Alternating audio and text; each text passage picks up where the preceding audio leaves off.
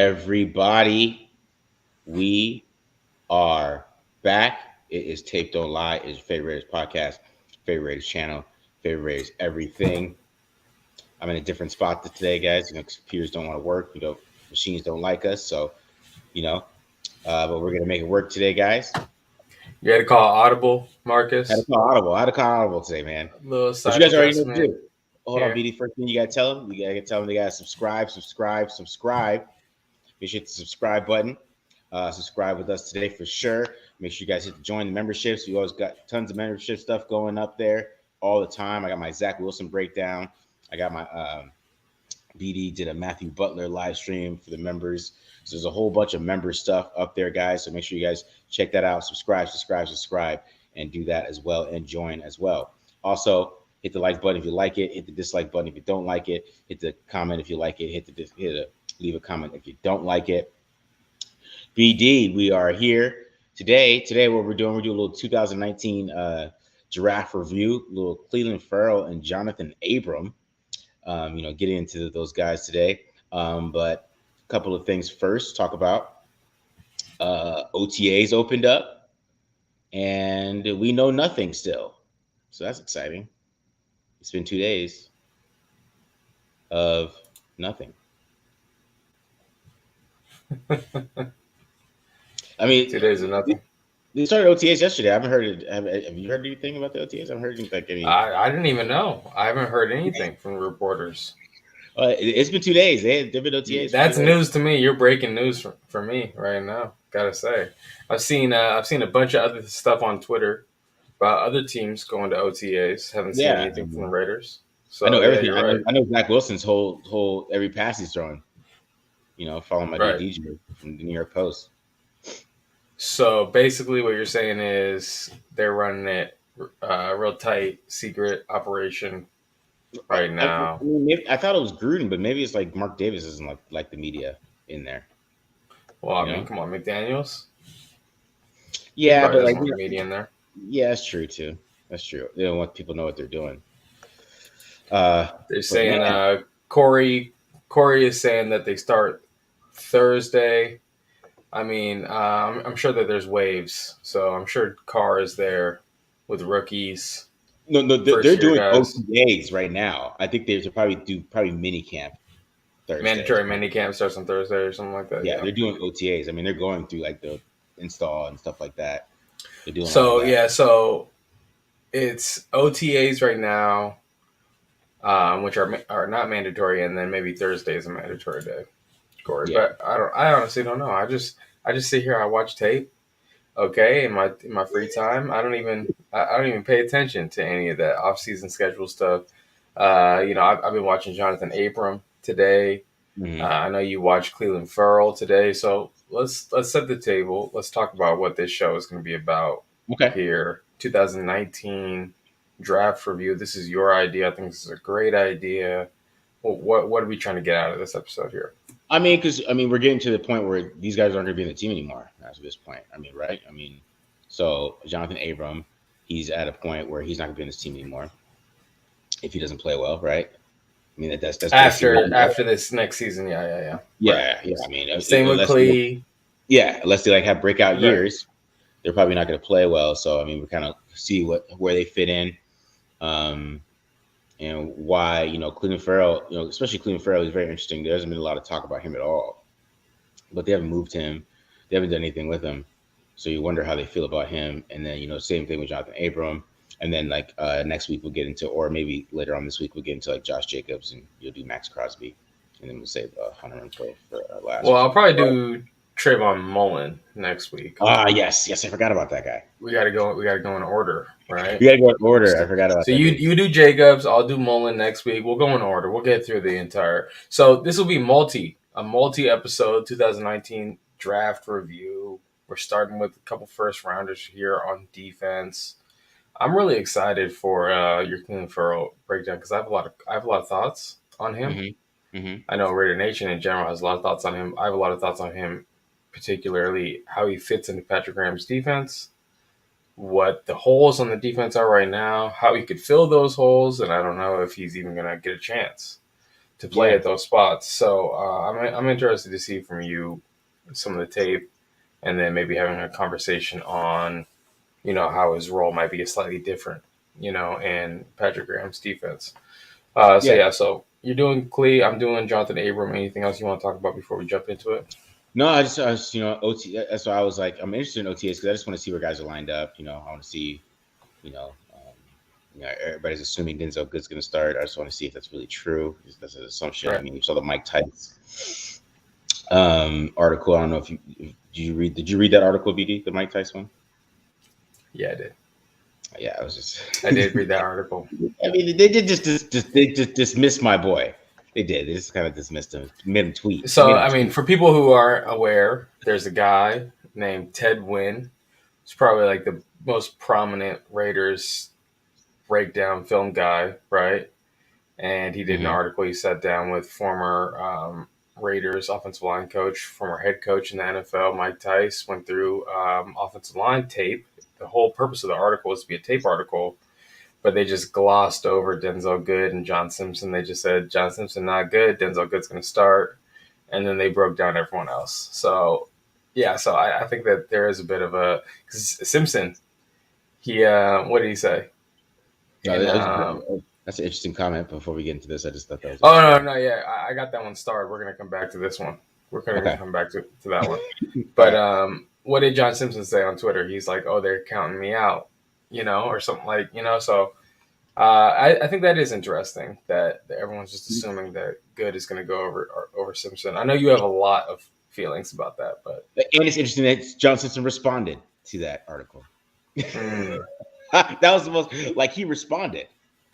Because they literally dismissed him in the article. They literally he sucks. And then they went over Brandon Parker and Andre James. And they're like, yeah, they suck too, but I think there's potential there. It doesn't make any sense. How do you dismiss the other young guy?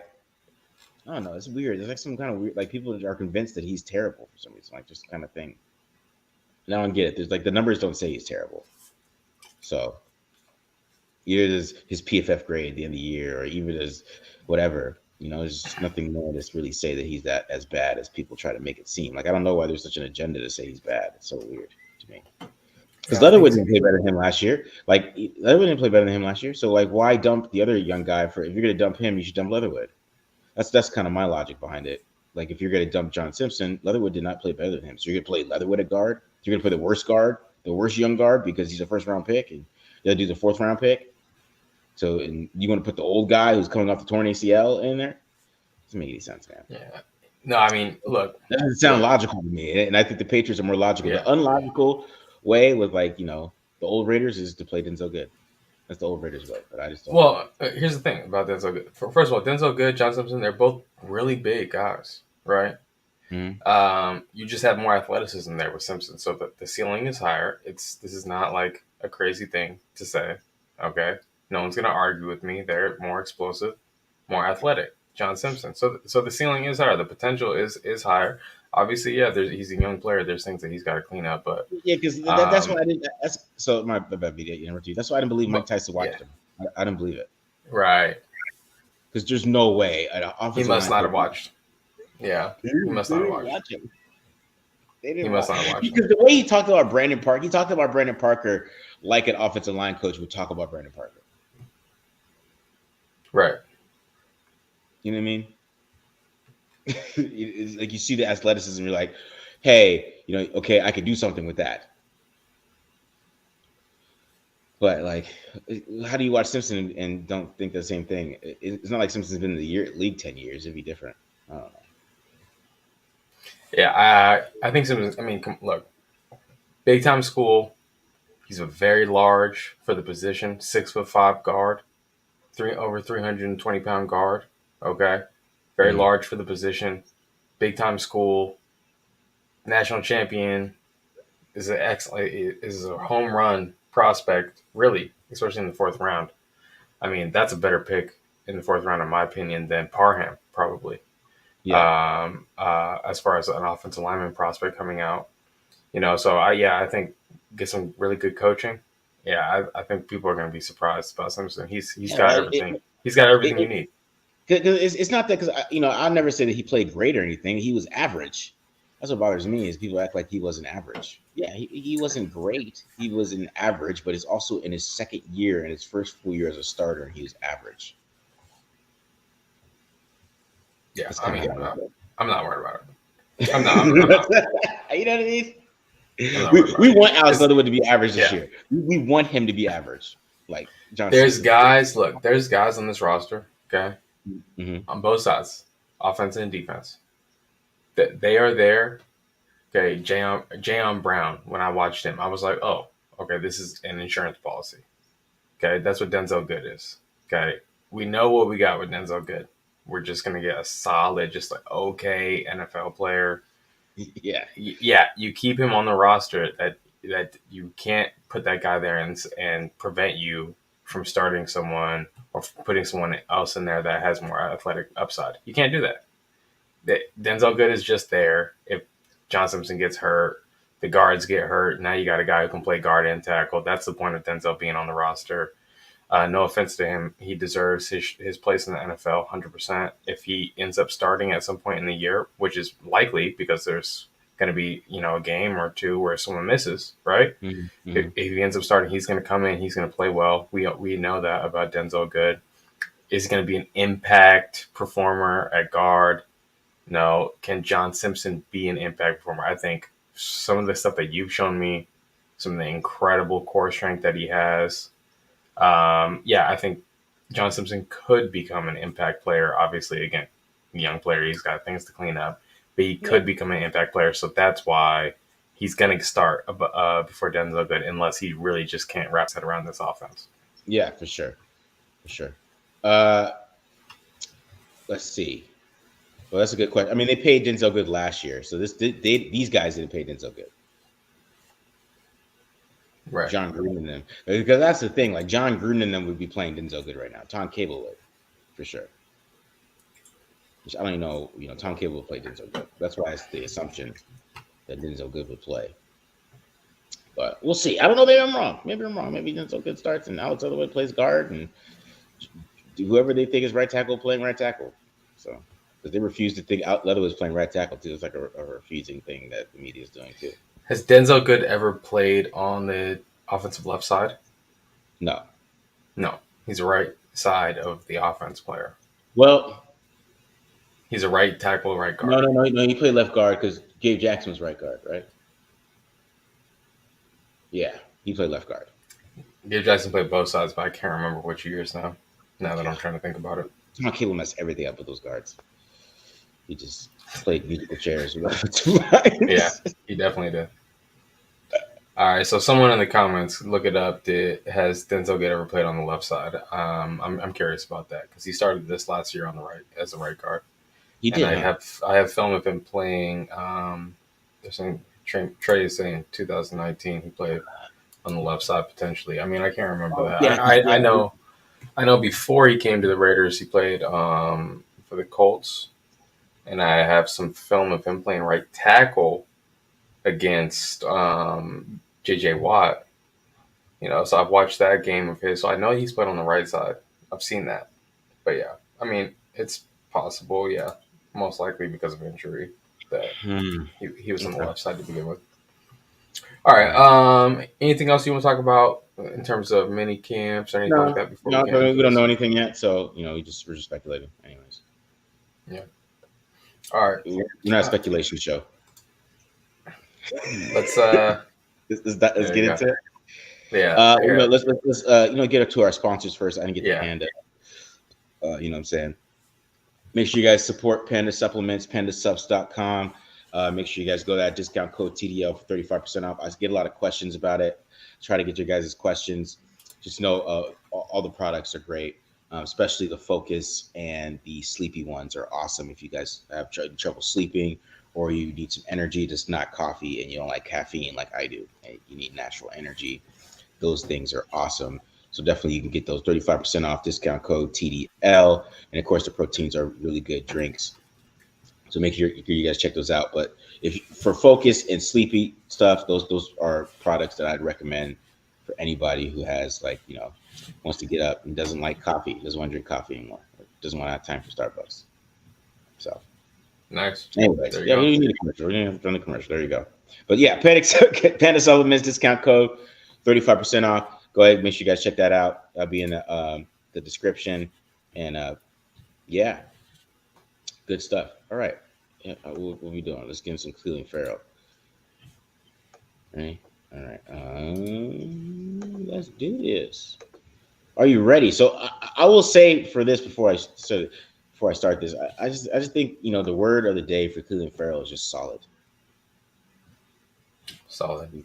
He's just solid. He's all right. Yeah, he's just. It's like is he good? I don't know. Is he bad? No, he's not bad. This is the thing about Glee. Okay, I know you're pulling it up right now on your side. Yeah. He doesn't make an impact, right? Like, yeah, he'll do his job, mm-hmm. but he's not going to make that splash play, that game-changing play, in the fourth quarter or something like that. Like what most fans expected, a top 5 pick would be, Mm-hmm. especially after seeing Khalil Mack. Yeah. So that's why everyone's down on him. If he got drafted later, I think Raider Nation would be just fine with having Yeah, Clelin if he was like a second round pick or like a third round pick, I mean, I'd be pretty excited about this tape. It's just he's taking it at 4. Taking it 4, yeah. It's tough. There's a lot of expectations that come with that, from fans. So tough. Yeah. All right, hold on. It wouldn't take the screen. So hold on.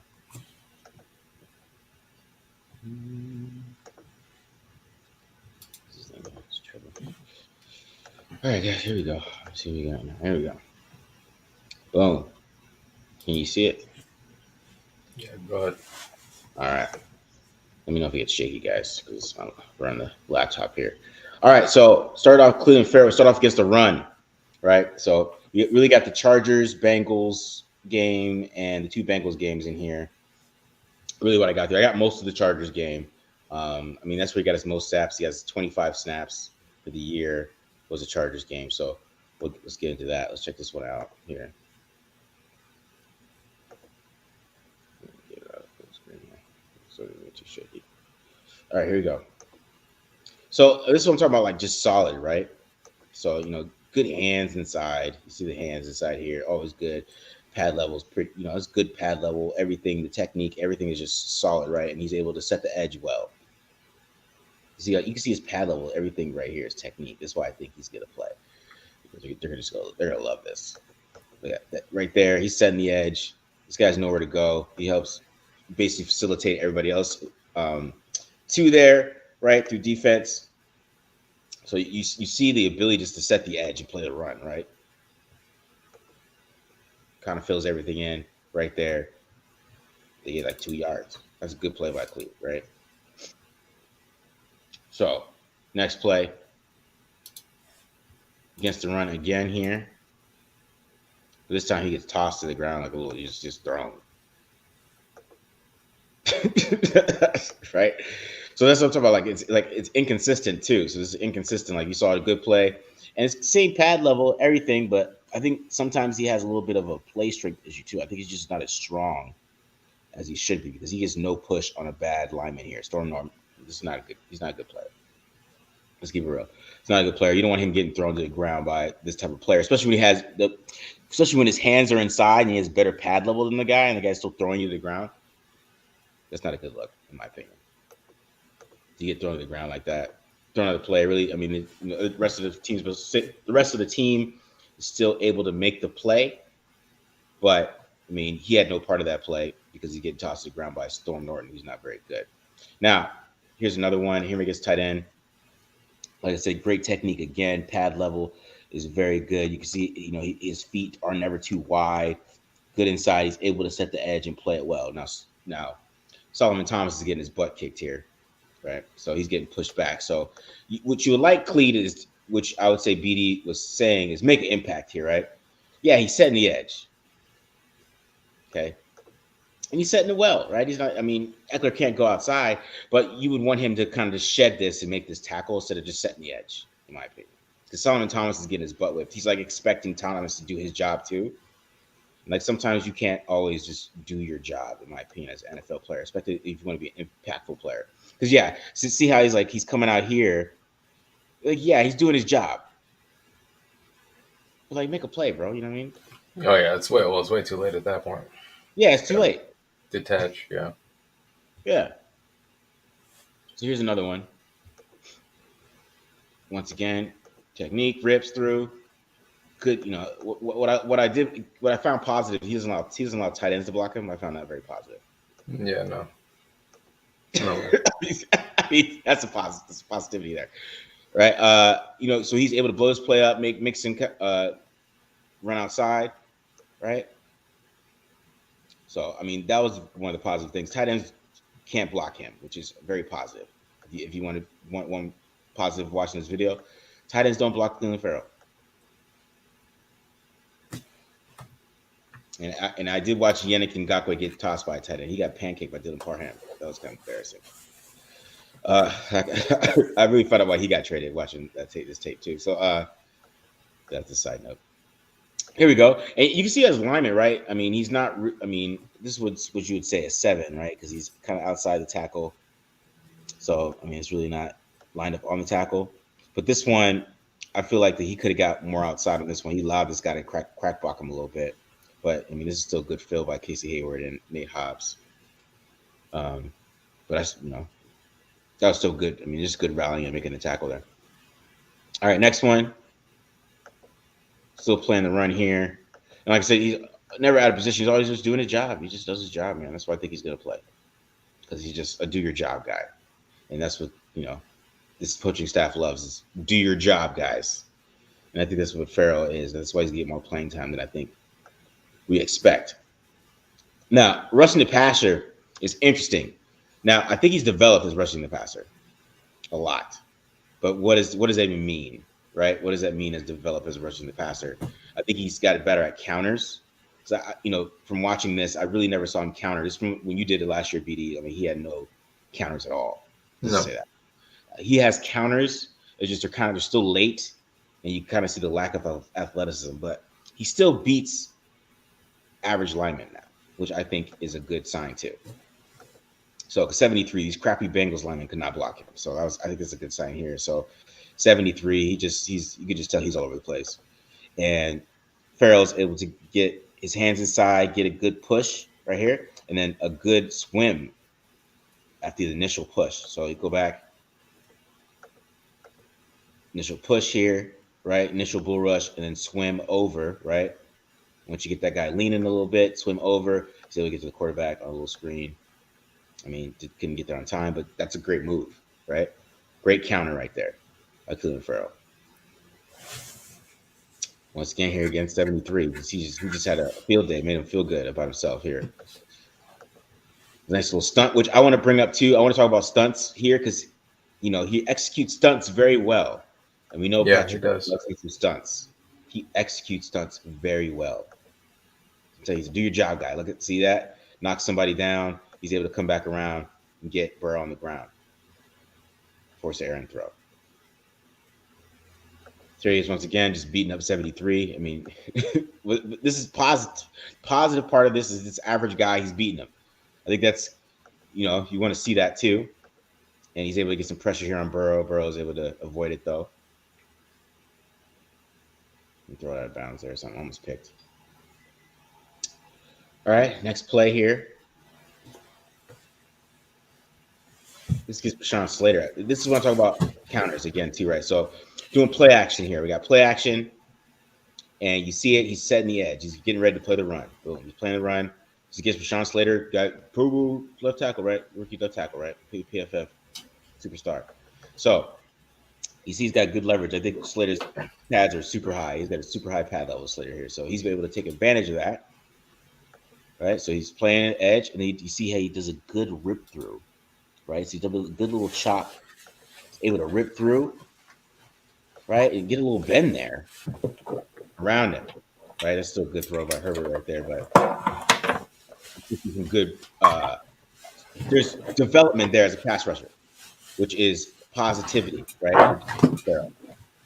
But it's just not dynamic. It's just like he's just a do your job guy. And like this type of play though, you still see these mishaps right here. Like this play, he's focused too much on the running back and he loses Justin Herbert, and Herbert's able to get outside here easy on his bootleg, right? And then a nice little 5-yard pass there. And then, here we go, right here. That's what I'm talking about.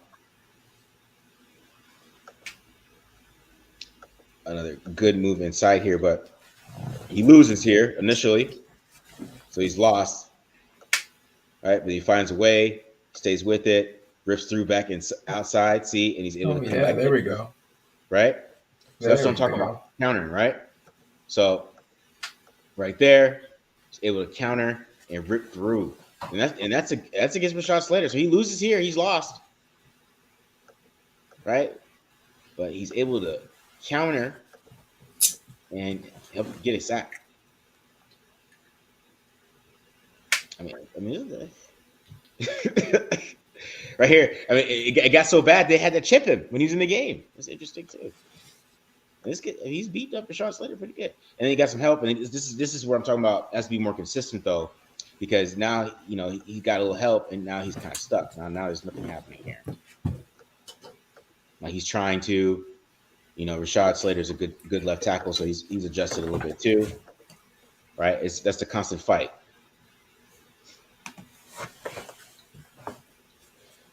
All right, and I talk about stunts too.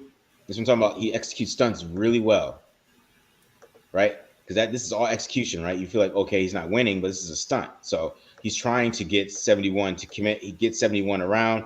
There's Crosby kicking somebody's butt too, and here comes Phylon and forces a tough throw from Justin Herbert. That's Farrell too. Farrell executing the stunt. Now, here we go once again. Here's another one. Right? He gets chipped, but he's able to have a little bit of delay here because he knows what the stunt is, right? He's able to get it around everything and help get to the quarterback right there, get pressure. So, yeah. All right, but one thing we talk about him playing inside. I don't think he's very good inside. I think him inside is kind of pointless because I don't think he's strong enough. So you see here, he's like when he plays inside, he gets no push. So on this one, these guards aren't very good. You figure he's a defensive end against a center, he'd be able to get a little bit more push, maybe, right? He's trying to get a rip. But there's really nothing there for him inside. I don't know if that inside really would work for him, right? It makes sense for like if you want to get like Kuntz in the field and you want to get Chandler Jones in the field, all him on the field at the same time. But I don't know if that's really something they should do. I think they should focus on Chandler Jones. And Chandler Jones starts getting, he's an older player. Maybe start putting Kuntz and Farrell more in rotation. But like here he is a 5 technique, right? So he's lined up over the tackle 5 technique. Just him against a guard against 67. He tries to do a little rip through. He's just not getting the same push that he gets from the outside. And I guess you could say that maybe it's a little bit of a stunt too there, but it was Hankins. But he's still lined up at 5 technique. So, all right, BD. What do you guys think? So you're telling me, okay, that he's not strong enough to play inside. I don't think he is. I don't know. What's your opinion on that? Just from the plays that I saw, I don't think he's strong enough to play inside. But I think in Bradley's defense, where the emphasis so much was on penetration, I think he definitely lost a little bit of weight to just improve his get off and stuff like that. Okay. So that might have been it. Not being strong enough from like going back, and I'll just full disclosure here. Okay. You watch more Clelin Farrell than I did. I'm not going back and watching a guy who only his biggest game was 25 snaps. You know what I'm saying? Like he barely played. You were searching for a needle in a haystack in those games. Okay. To find some Clelin Farrell tape. I had Say the it scroll again. button. I was able to scroll, just look for Yeah, 99. yeah, yeah, yeah, yeah, yeah, yeah. See, wait till you see 99. Now, the thing is, though, so I'm surprised to hear you say that you don't think he's strong enough. Because when I watched Clelin Farrell the most was from 2020, and he's very strong at the point of attack. Mm-hmm. But obviously, that's different going from playing edge to playing defensive tackle, right? Or going from Yeah. playing, edge to going to play five technique, even, right? Yeah. Mm-hmm. So yeah, you need to be a lot stronger. It's not good enough to be just really strong for a defensive end. So I was surprised to hear you say that. Here's my thing with Clay, okay, and we'll go back to a starred comment. Okay, he said he's playing outside linebacker, right? So in Patrick Graham's defense, the edge players, I guess maybe perhaps they call them linebackers. Okay, um, so that means Clee is not going to play on the interior. Mm-mm. He's going to play at the edge. And here's my thing: you got Max Crosby, you got Chandler Jones. Okay, Kyler Factorial. For the people who are stat counters, just go look up Kyler Factorial's best year. Okay, it's as good as anyone else on the roster, damn near. Okay, it's definitely way better than anything Clelin Farrell has ever done in the NFL. Okay, Yeah.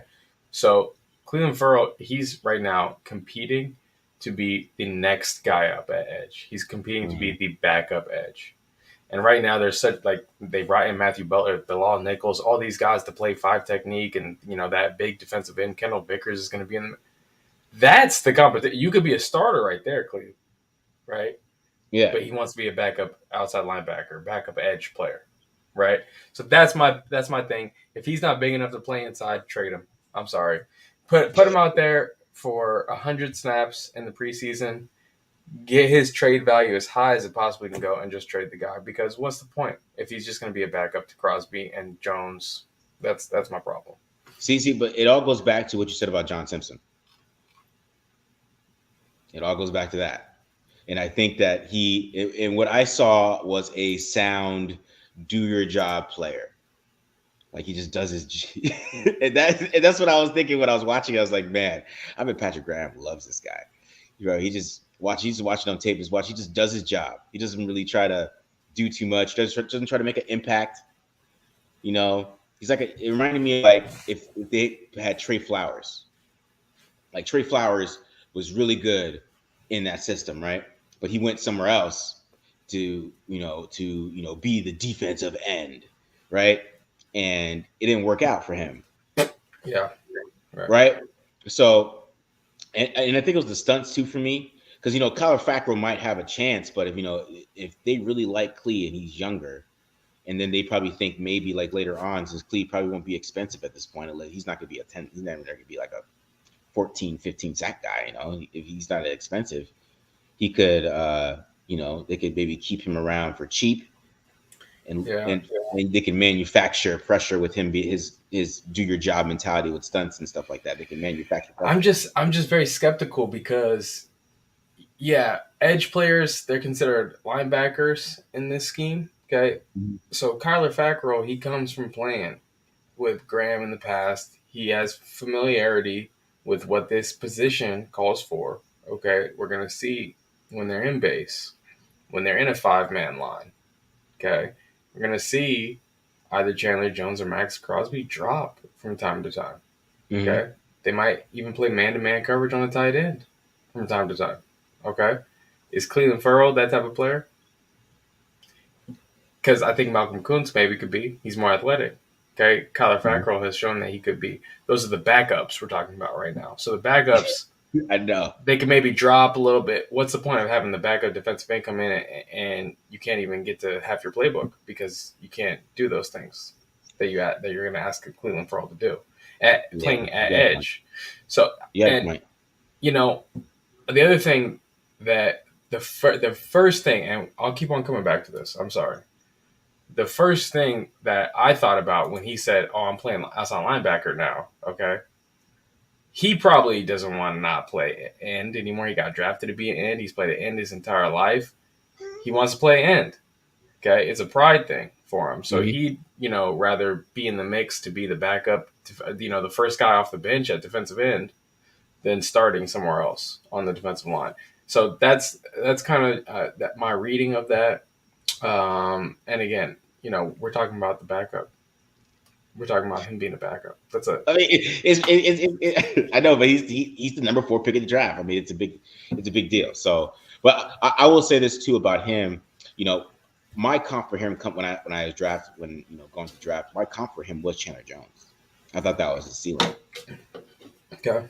Was a Chandler Jones type of player because he has the length, and Chandler Jones was not that athletic coming out. He's not the super duper athlete. Chandler Jones is a technician, and he's basically what he is. He's a technician. So Patrick Graham developed Chandler Jones, and I mean I was not the only person to have that comp. Let's just say that. So I don't know how they felt about him, and a lot of people don't forget their draft. A lot of people don't forget their draft evaluation, right? So they still see their draft evaluation of Clelin Farrell. I don't know. I have a feeling he might play more than we think. At first.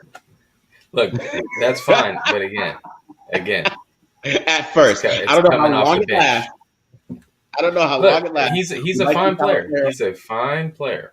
I don't have any problem with Clelin Farrell like the rest of Raider Nation does. I'm just saying he's not, we're talking about him competing for a backup spot right now. Yeah. And so that's just my issue with it, Put 15 pounds on Clee and go start. Yeah. There's a 3 technique position. This is wide open, right? It's just like it's wide open. It is wide open. Just go put start up 15 there, pounds, bro, and go take it, right? You will be the starter, please. And you saw Solomon Thomas. Speaking of Solomon Thomas, you saw Solomon Thomas make the most impact that he ever made in his career, going from playing and to defensive tackle because he was finally admitted to himself, I can't play edge. Okay, self-awareness is leadership, bro. Self-awareness is a big part of leadership. There you go. So, okay, yeah, that's Clelin Farrell, guys. I don't know. Do you want to say anything else on the man? But I mean, he's a huge topic with Raiders fans. I'm sure Raiders fans are gonna like this episode. He's a huge topic because he was the number. They had the top 5 pick and they took him. It's a big deal. It's a big deal, man. I don't care if he's a backup, whatever. He's the big deal. That's a big deal. Because I mean, it could be Ed Oliver. We could have Ed Oliver, who's developing into a superstar right now. Actually, he's probably he's about to have his superstar 4th year. Ed Oliver. So that's gonna be great to watch. Ed Oliver get 12 sacks this year. It's gonna be great. Gosh, yeah, that's gonna hurt. It's gonna be fun to watch because some people wanted Josh Allen. I wanted Ed Oliver, and Ed Oliver did take a little while. Yeah, Ed Oliver did take a while, but he's about to. I think he finished like 6 sacks last year. His leap is made. So, did Jeffrey Simmons come out that year?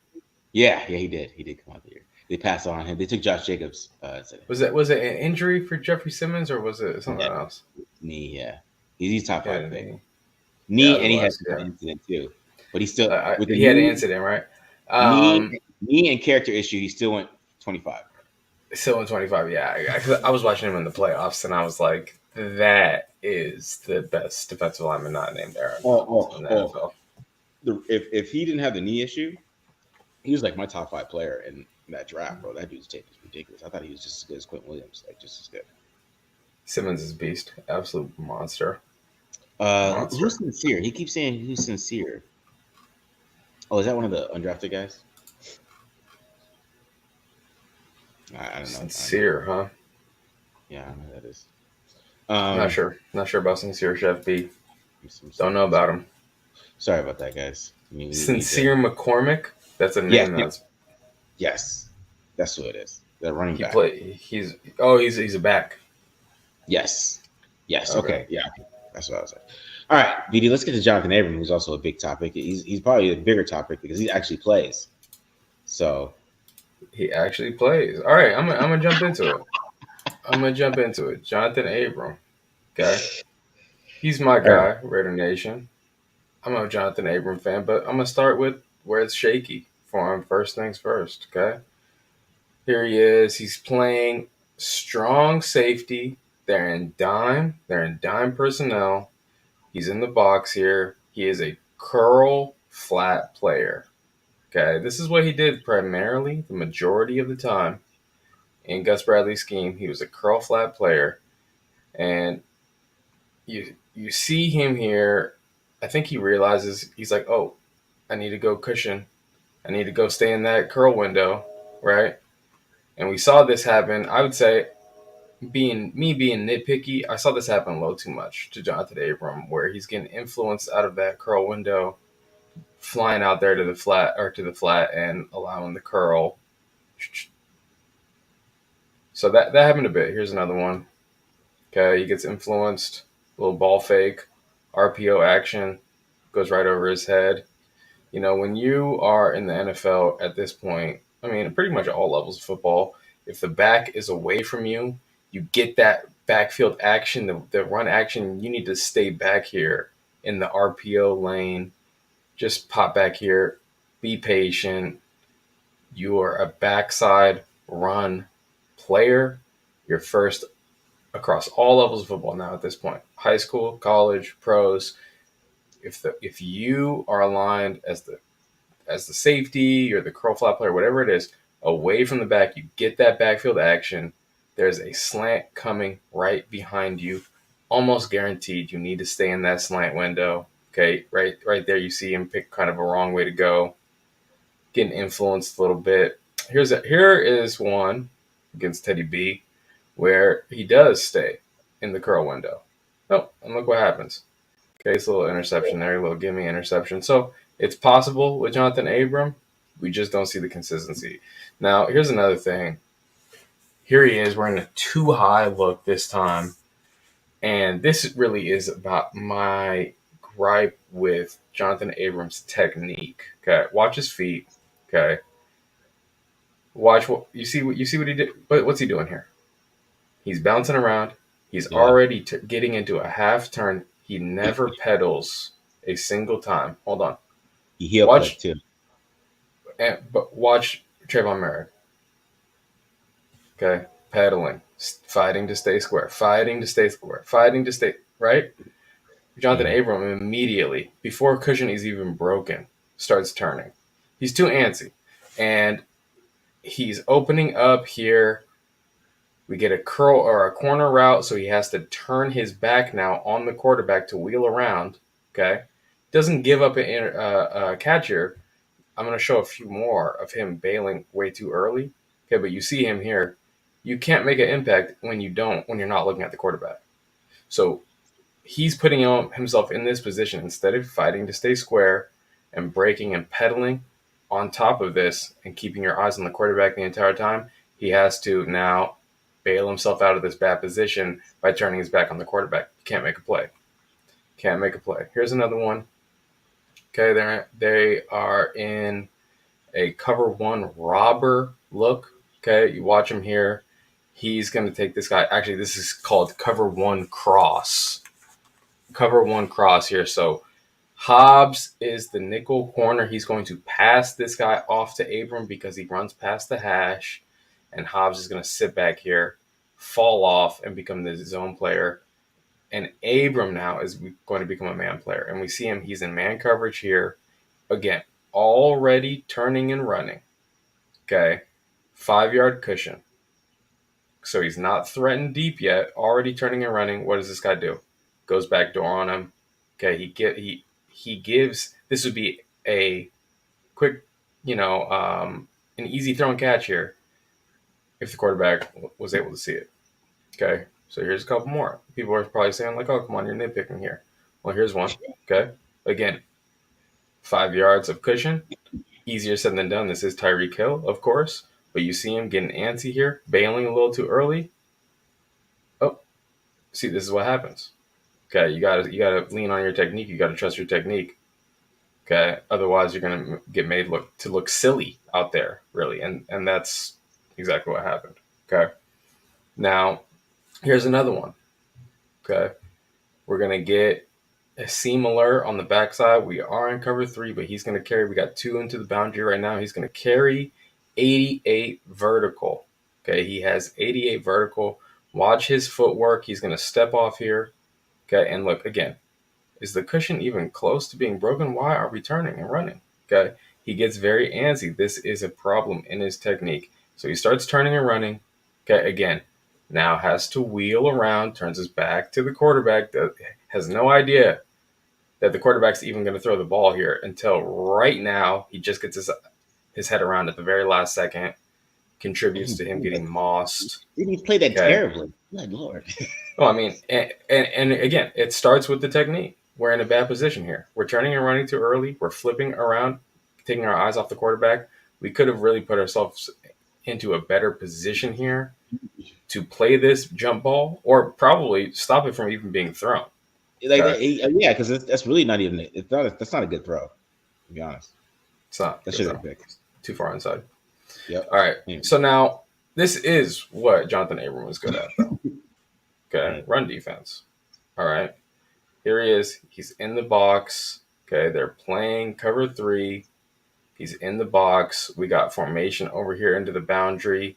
So everyone bumped over. You're making your line. You're making your safety. Okay. Play linebacker right now. Guess what?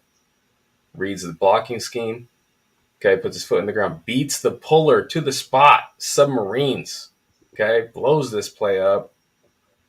Fantastic explosiveness and reading of the blocking scheme. Okay, to figure out where to go to blow this play up. Okay, there's another one right here. Okay, him coming down, laying a big hit. Okay, splatters that running back. Here's another one. I like this one a lot. You say Clelin Farrell doesn't get blocked by tight ends? Well, guess what? Johnathan Abram doesn't get blocked by wide receivers either. Get off me, he said. Nah, bro. Whoa, you just got manhandled. Okay. So Johnathan Abram, you try to block him as a wide receiver, he's going to take serious offense to that. Here's another one right here. Playing in the box, come and make a big hit. Body slam, lands on top of the. This is the stuff that you want a strong safety to do. A throwback, 2005 strong safety. Johnathan Abram, he's your man. Here we go. He's in the box. Okay, we get a run scheme. It's a wrap. Do you call this wrap? What do you call this? Insert. Wham. Wham. Okay, wham. Yeah. We get a wham play. Reads it beautifully. He knows he's a D-gap player here. He knows he's supposed to stay. Sorry, split zone. Sorry, split zone. Okay, it's split zone. Okay, split zone. He knows that he's a D-gap player here. He's got the quarterback boot. He confirms the handoff. Submarines that running back. Okay, great in the box. Great in the box. Not like elite box safety, but great. Okay, does a really good job tackling. Now, blitzing is an area that I'm really hoping if whatever role he's in with Patrick Graham helps him out in this area. I think that this is an untapped area for Johnathan Abram. We see him here on the backside. Okay, flex yogi, blitz on the backside of a zone scheme. Just run that down from behind. Okay, here's another one from the front side this time. Oh, we're going to blitz to the front side. Okay, just blows that up. He has the potential. Okay, he has the potential here to do it. Here's another one. Okay, can you guess that he's blitzing? We know that he's blitzing. We know that he's blitzing, so he gives it away. But blown pass protection, gets a little hurry right there. Well, why? Explosion, speed. He's got that in spades. And this is why I think. And Justin Fields didn't slide his line. That too. Yeah, Justin Fields, he's a rookie. You're going to get some extra good plays against rookies. It is what it is. See how Jason Peters knew. He knew. Jason Peters knew. I got to slide. He saw it. Anyway. Reinforcing your dislike for Justin Fields at this point, right? No, it reminds me of the Tom Brady rant. This is exactly what Tom Brady ranted about, how if he did get hurt, if that became a penalty, that's really on Justin Fields and not really on Johnathan Abram for crushing him. Right. But you see him here again. Times a snap, hits that accelerating, accelerating through the hole. Okay, I think that there is some things that can be done here. Okay, here's another one. All right, I think he does a better job disguising his intentions this time. Okay, he sees that the tight end is staying into block unique, so he goes, "Oh, I can blitz now." Okay, gets in on that. No counting stats officially attributed to him, but come on, you go hit the quarterback on a play like that. When your man stays into block, you go, okay, let me add on as a blitzer, and you hit the quarterback. That's a good play in my book. But yeah, so I mean, finding targets for Johnathan Abram when he wasn't a box safety, that's harder than finding a Clelin Farrell snap, honestly. I mean, it's so few and far between. He played in the box so often, little slants and flat routes. It's basically like 90% of the action that he saw in pass coverage. So it's a big question. This is a burning question in my mind. Okay, is Johnathan Abram going to play safety, or is he going to play like a hybrid, just sub package role only in this defense? I think that I'm seriously wondering that, honestly. I went through Daron Harmon's tape again, see if there's something I was missing there. I guess but again, Daron Harmon plays the same position that Trayvon Merrick plays. He plays free safety. Yeah, so I really think Daron Harmon is Trayvon Merrick's backup, but I guess he could come in and play that, joker safety, the rover safety. Is he a deep safety? Is he a box safety? If Johnathan Abram can't, I guess it's not the worst thing in the world. I don't want Daron Harmon playing. I see a lot of people talk about Daron Harmon. I don't want him to play. Yes, he's like an emergency. Like if people get hurt, yes, Daron Harmon's great. That's another Denzel Good player where it's just like we have a guy in case no one else can play. We have a guy that we could trust. Yeah, like that's Daron Harmon. If Daron Harmon starting week 1, man, I'm gonna be nervous. I'm gonna be nervous about what the team really looks like if they put Daron Harmon out there number 1 as a starter. I'm nervous. Yeah, he's not an impact player either. So with Abram, this is something that he's never going to be forgiven for. Okay, go back to 2020. Mm-hmm. Okay, when he was playing hero ball, right? He was really pressing, trying to make things happen. No one is going to forget him bailing out of his zone to go tackle Mahomes from like 40 yards away, and then Mahomes was like, "Oh, easy touchdown here," right? No one's ever going to forgive him for that. Okay, I understand. That was not Abram last year. He was not a hero ball player.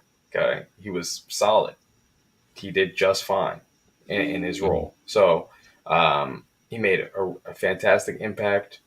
It was after Denzel Perryman, the next most impactful second level defender was Johnathan Abram. I think that you get a lot of run stops. You're going to get a lot of forceful, violent tackles from him. So there's definitely a role for him in this defense. I just don't know if these coverage issues are going to be alleviated in time for him to make an impact also in coverage as like an actual safety and not just like a sub package only player who's used as a blitzer and as a box player and is only in 30% of the snaps. So we'll see. That's why I'm interested in mandatory minicamp, because we'll get an idea of where these guys are lined up a little bit. Yeah. You know what I mean? It's not like I'm not gonna get a full idea of what they're gonna do, because I know these guys are not gonna want to throw the Chargers anything. Right. Right. They're not gonna give the Chargers anything. I know that for sure. They're gonna want to catch the Chargers by surprise, especially the buzz, and just from knowing that their atmosphere, they're probably showing the Raiders players the buzz that the Chargers are getting. They probably like Peter King saying the Chargers are the number 2 best team in the power rankings. I'm sure that the Raiders players know about that. I'm sure Josh McDaniels has let them know that the Chargers are the number 2 team. And they made the playoffs. They didn't make the playoffs, and they're the number 2 team in NFL. So I'm sure that I really hope the Chargers are I'm sure that game circled. That game circled for the Raiders, and I don't know how much that game circled for the Chargers. That's what I would say about that game. So it's going to be interesting to see where these guys line up. That's why I want to see OTAs. That's all I care about, OTAs. Who's where? You know, like who's the third wide receiver? I have a feeling it's Demarcus Robinson. I feel like Demarcus Robinson is the third guy over Keenan Cole. Matt Collins? Yes. I think Demarcus Robinson is number 4 guy. Yeah. We got to find out a lot of stuff. But going back though to this discussion, we're talking about 2019 draft picks. Obviously, Clelin Farrell, his 5th-year option was not picked up. Johnathan Abram as well. You're saying if these guys don't play well, they're not on the team anymore. I don't see a path. Like, it would be a terrible, catastrophic. It means either Chandler Jones or Max Crosby got hurt, and that's why Clelin Ferrell is playing enough to stick around next year. You know what I mean? Like, that's the only way.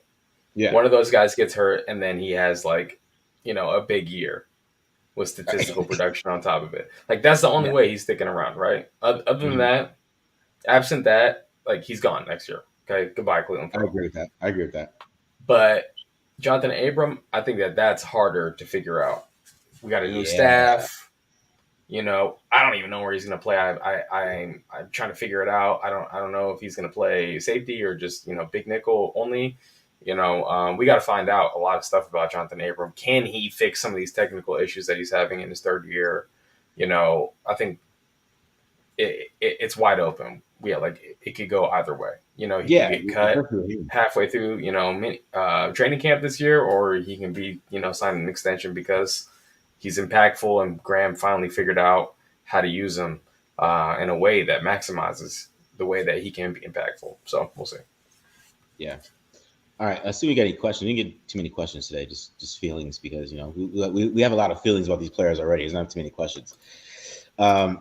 So we kind of talked about this. I think that's more just kind of just a saying he's playing outside linebacker. More he's playing defensive end like Chandler Jones and Max Crosby. I think. He's playing edge. They call it linebacker. Chargers are not over that Week 18 loss. I agree with that, but I will say this too. When you are a team and you are going through the offseason and all you hear is how great you are, you know, how amazing you are. I think this is going to be Justin Herbert's problem altogether in the first place. How great you are, how you're going to win all the time, how you're going to kick the Raiders' butts. Who are the Raiders? Who are all these things? The game might be circled for them, but they aren't going to be. I don't know. It depends on how good Brandon Staley handles that buzz. That's really on Brandon Staley. We'll find out how good Brandon Staley is, really, because if he can handle the buzz and he not buy into it. You know, because Brandon Staley, he's so analytical. He can't see his offense coordinator is bad because his offense coordinator has DVOA of 4th in the league. So, and he's so positive. He's so positive. He's like, well, yeah, he calls sticks every 4th down, but we're 4th in DVOA, and Herbert's PFF grade is, you know, so that's going to be his choice. Is he going to understand there's analytics and there's the field, right? This is going to be Brandon Staley. I got a question. What's the likelihood of getting McCoy? What McCoy is he talking about? Gerald McCoy. Getting him back? Getting Gerald McCoy back. I think there's a strong likelihood. They need a 3 technique. I don't know who the hell that is. They need it. The only reason I'm saying that is because maybe like a couple months ago, he was like Chandler Jones got signed, and he's like, "Let's go" on Twitter or something like that. So the way that he is talking, he feels like he's part of the Raiders still. So that's why I'm saying that. They need a 3 technique, but they need somebody. I don't know who they need. The 3 technique just has me worried, man. I don't know what they're doing about it. Everybody's worried about the offensive line, and like how that's gonna work out. I don't worry about the 3 technique, man. Who the hell is going to be that 3 tech? It's gonna be hella guys rotating. That's what it's gonna be. Like I said, That could have been Clee. One of those spots, okay, could have been Clee. What like all he needed was like 15 pounds, get to like 287. He's like 270, get to 285.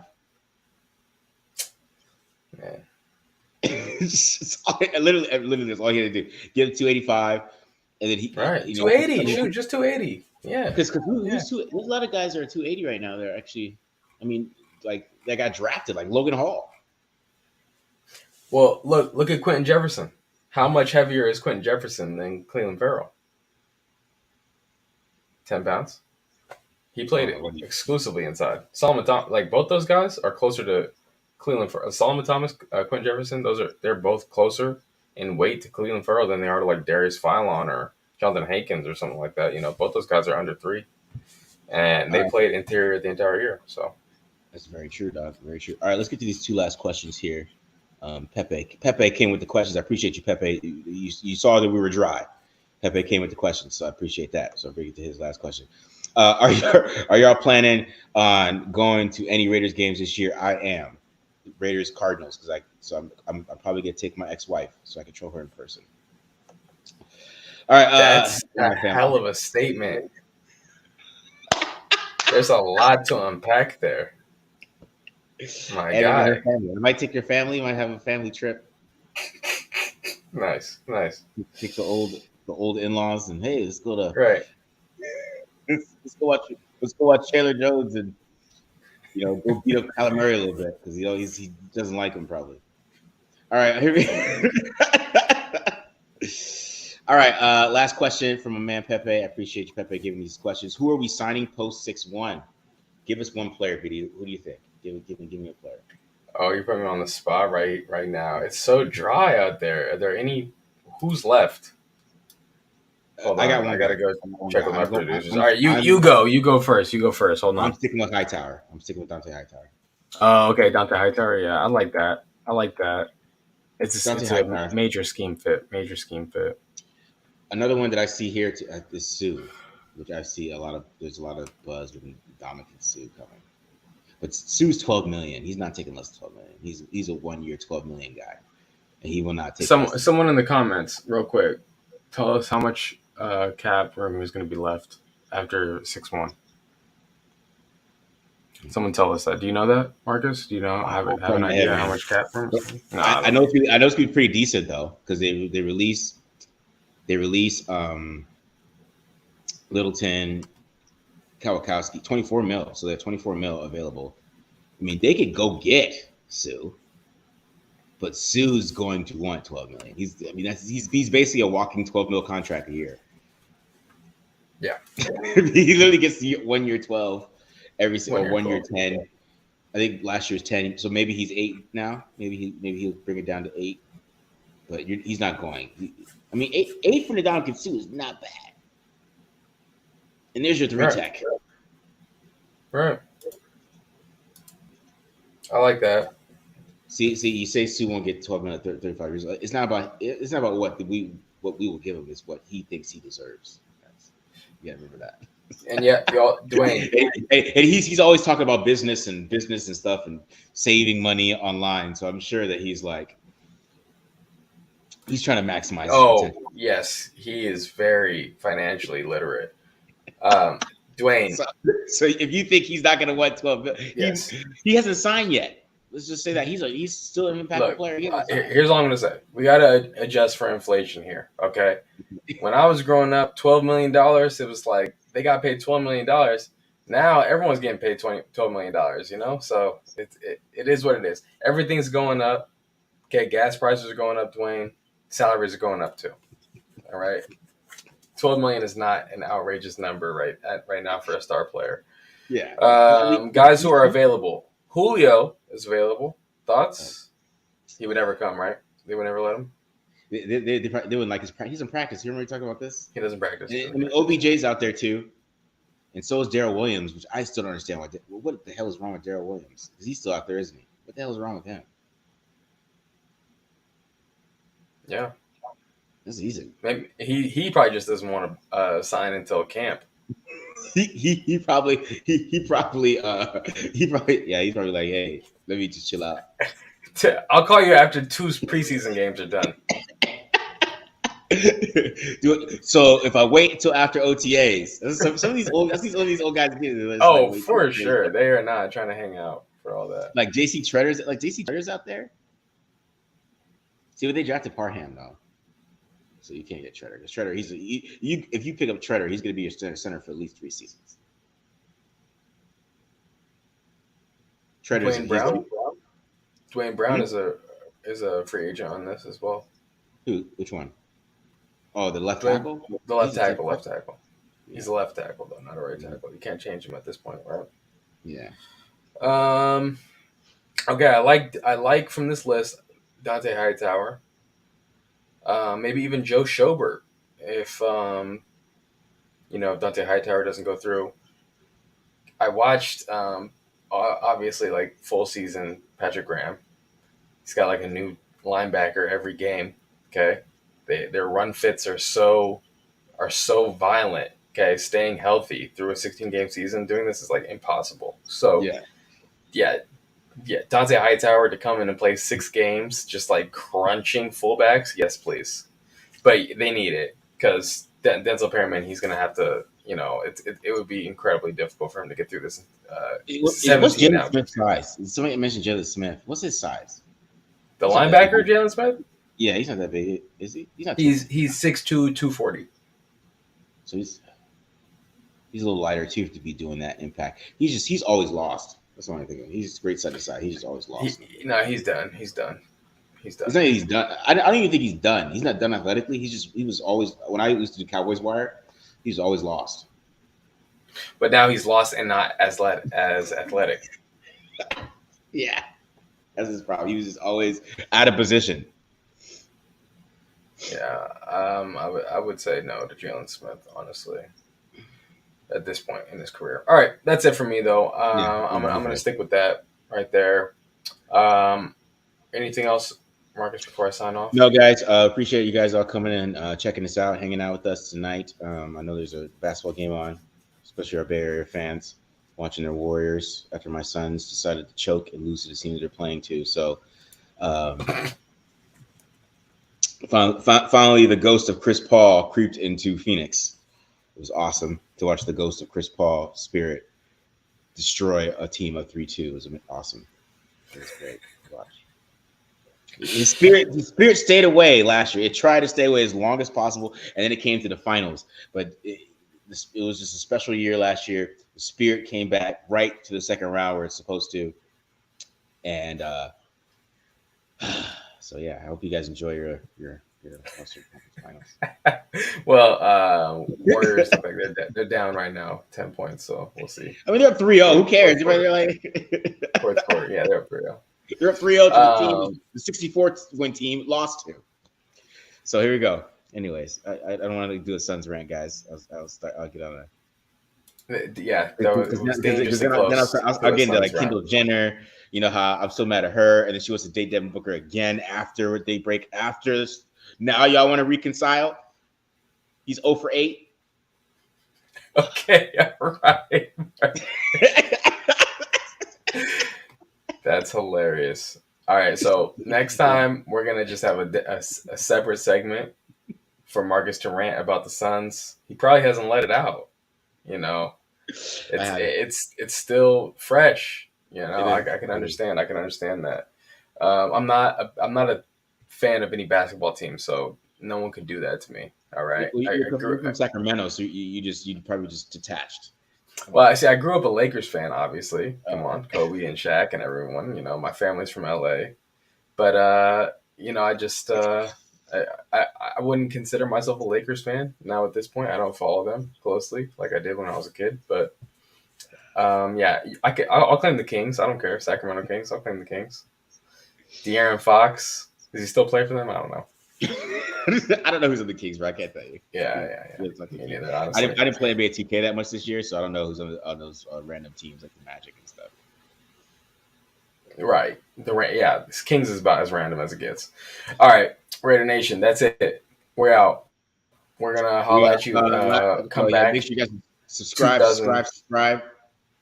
Yeah. Okay. Yeah. Go ahead, Marcus. subscribe, right? Hit the subscribe button, hit the like button. Make sure you guys support Panda Subs too as well. Get that up there. Make sure you discount code 35% off. Like I said, the sleep and the focus are awesome. You guys check those out. Definitely, if you have any issues with sleeping or just because you might have to go to sleep for a while, the plane too. Take a little bit before you get on the plane. It works as well. Help you knock out on that plane. I know we hate planes. If you're a businessman. So check that out. And then, hit the subscribe button, guys. Make sure you guys check that out. Join if you're a member. Join there too. Like we got a whole bunch of member stuff out there. Britton Brown, got Matthew Butler, Neil Farrell. You know what I'm saying? All types of stuff. So, and we're gonna keep those going. And then I even got a little. If you're into other quarterbacks, got the tape grinder stuff coming up too. I got Zach Wilson versus Tampa Bay Bucks every single throw. So if you guys want to go watch that, you can decide if Zach Wilson's going to be good or not. And then me and my brother actually have a great debate in there about anticipation and how wide receivers impact a quarterback anticipating, because it's a great discussion. Okay, yeah. All right. Very good, very good. All right. So we're out of here. Peace out, guys. Peace.